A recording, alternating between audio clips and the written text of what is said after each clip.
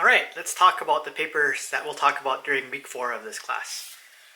So this time I picked two papers on similar topics. I picked this paper, Verifying Object Construction from ECE 2020, and this paper, A Type and Effect System for Object Initialization for UPSA 2020.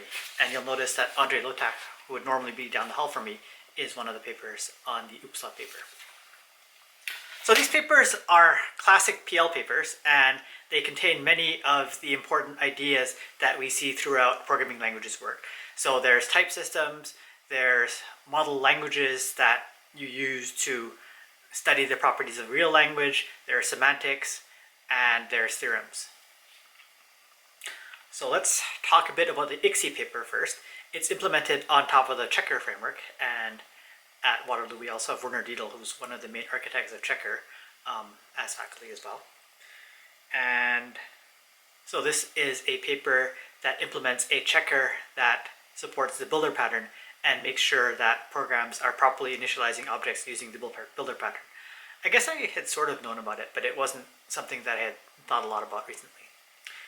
The UPSA paper, on the other hand, implements a checker which is incorporated in the Scala 3 compiler.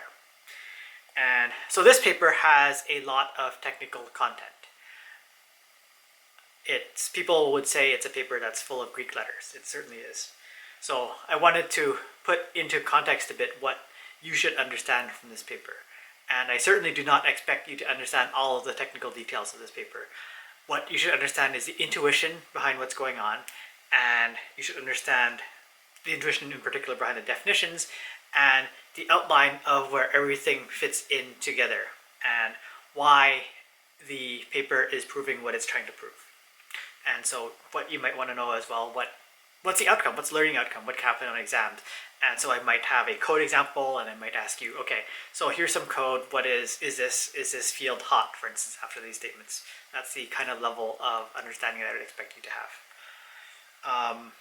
The presentation, I should say, should not go into the technical details of this work. It should just, again, present intuitions and help people understand what this paper is doing.